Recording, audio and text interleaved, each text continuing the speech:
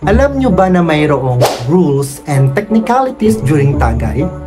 Pag-usapan natin ang pananaliksik ni Jamales Sumamalin tungkol sa tagay na may pamagat na Tagay Tabay, The Social Dynamics of Filipino Social Drinking.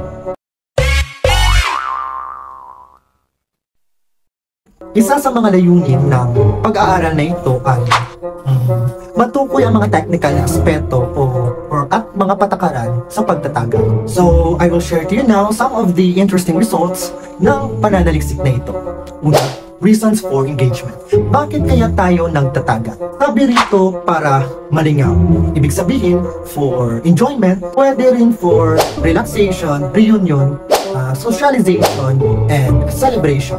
Time requirement. Tagay is anytime as long as pinayagan ka ng jowa mo, or asawa mo, o ng kapamilya mo.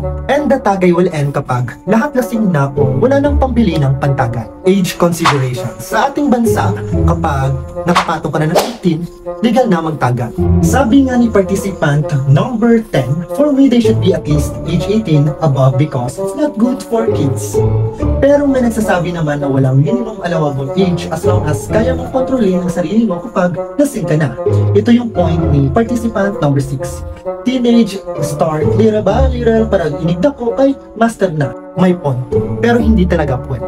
Topical considerations. Ano-ano yung mga pinag-uusapan during tagay? Sabi rito, maaring personal, life updates, o kahit ano-ano lang. Sabi nga ni participant number 6, it depends. It can range from memories together to politics, social issues to life, events, and advices about it.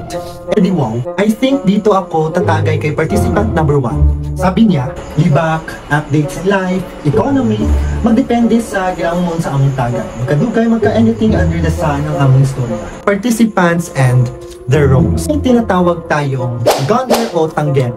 Siya ang namamahala ng tagay. Siya ang kumukontrol sa laman ng baso, sa galaw at bilis nito. Kung gunner na kilalanin ang mga lasing sa grupo at hindi dapat siya nalalasing agad. Ano naman yung role ng iba? Yung iba ay taga-kwento, taga-pakinig, o taga-bigay ng komento. Isa sa mga magandang resulta na nabasa ko sa pananaliksik na ito ay ang mga paniniwala ng mga participants tungkol sa tagay.